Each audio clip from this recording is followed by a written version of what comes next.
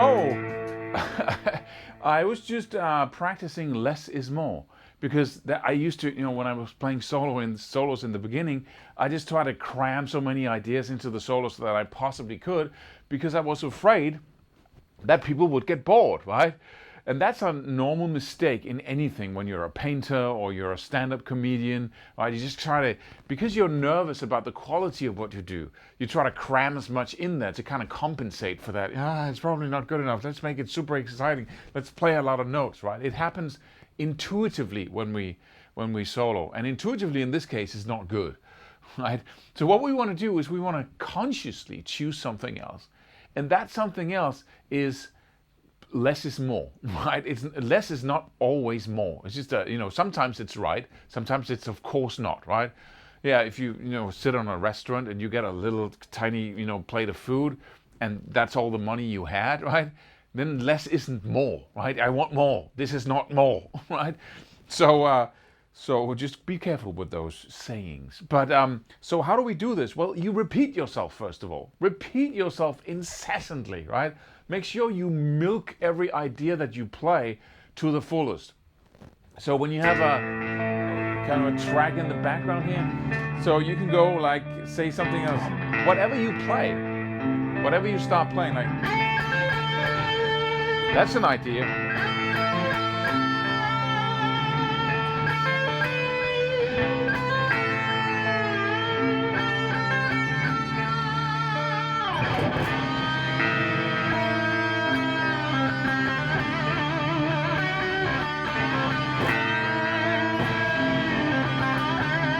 Right?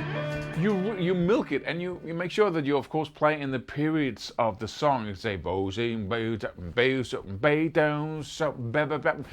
here we go, boom, right?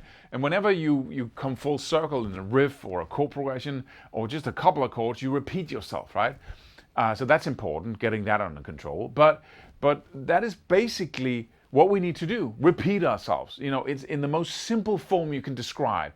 It's that, right? Anything you say again. You say it differently. You add something to it. You take something away, right? Whatever you can do to just keep grinding that same. And that's a discipline you can practice with a jam track in the background. Really get the most out of your melodies. And then secondly, answer yourself. Don't just bend a note forever, right? Randomly, then it goes up, then it goes down, then a little bit more. That's not what I'm talking about. I'm talking about creating a pattern, a conversation with yourself. So if I'm playing, right, that's a line, and I'm replying to that line when I go, right? It's a reply. So it kind of it's like when you have a conversation with somebody else, then the other person says something, and then you reply to that. You're not just saying something else, right? That makes no sense. So he says, "Hey, what time is it?" And you go, "I'm opening a boutique," right? That's just insane. There's crazy guitar solos where you just go from one idea to another to another. It's just, well, what are you doing? It's just like, it's like a story with no point, right? Then the little man came walking, through the door, and then suddenly somebody was selling candy. Oh, I think I'm cold right now. It's just, what are you talking about, right? It's the same thing with guitar solos. So you need to reply to what you just played. What is that? A reply is always about the same thing, but different, right? So if you say, "What time is it?" I say, "Oh, it's 4:00. Oh, it's kind of early, isn't it? It's about the same thing. So what is that in music when you don't have any words? Well, you kind of play the same thing, but different, right? So you got to...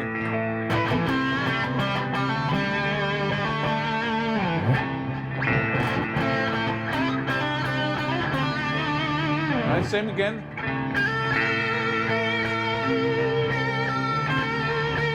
Reply.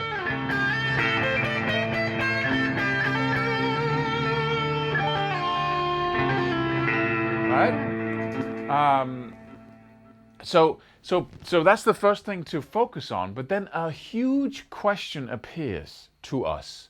And that is why we compensate by playing a lot of stuff when we solo to entertain people. Can you play a couple of notes and then reply to them?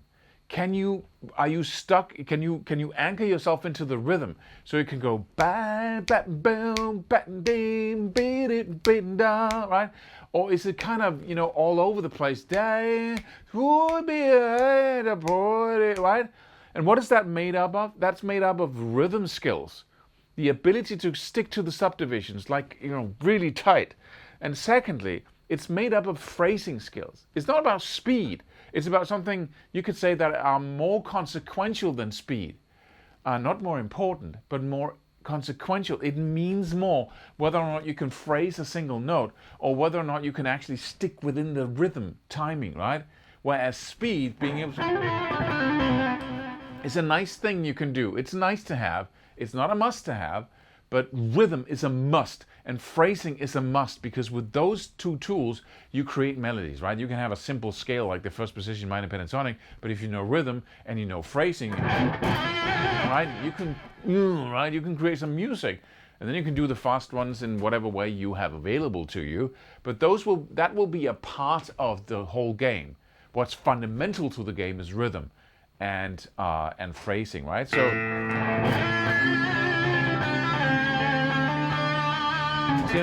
bam, ba-dee, ba-da-room, bam, bam. It's freaking on the darn subdivisions. You must learn that. Secondly,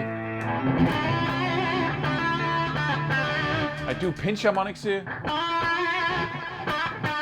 Right? I do vibrato, I do sliding.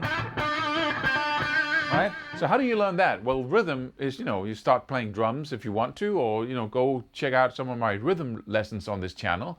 What you can do with phrasing is that you can take one little phrase, one little lick, and then you grind it forever. You make sure you record yourself until you can play it exactly like the guy who's playing it, right? Anything with bends, vibrato, sliding, whatever it is that sounds cool. You just isolate that little lick and then you play it over and over and over again. And I mean thousands of repetitions. Don't give me hundreds, give me thousands. Maybe 100,000 repetitions. I played this.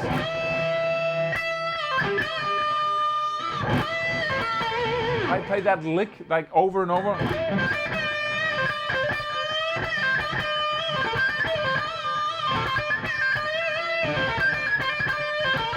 I went over and over and over again for months in order to learn, hammer-ons and pull-offs and phrasing, like, right, bending a whole tone with the raking technique, with the perfect muting. Also go start like this. All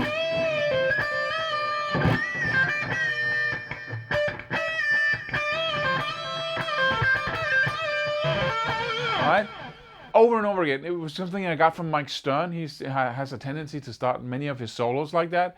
And then I just went for that. And over and over again. And that got me started. I mastered that little bit before I started sliding and doing all kinds of other stuff. So really focus on that. Record yourself. Don't accept anything but perfection when we're talking a little lick like that. Just keep grinding it until you're a master of it. I'm not talking about a ton of things, just that little thing. And then keep doing it over and over again. And then get this rhythm skill under control, and then make sure that when you play solos that you repeat yourself, that you reply to yourself all the time. You can entertain people for months in the same guitar solo, right? You can be on stage, the whole freaking evening can be you playing for like 4, 5, 6 hours, the same solo, and you never run out of licks. Doesn't happen. You're just having fun all the time.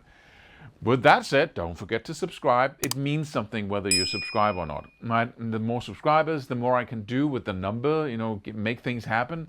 And also hit the bell icon and make sure you go download the free course just below here in the description. Hope to see you in some of the other videos.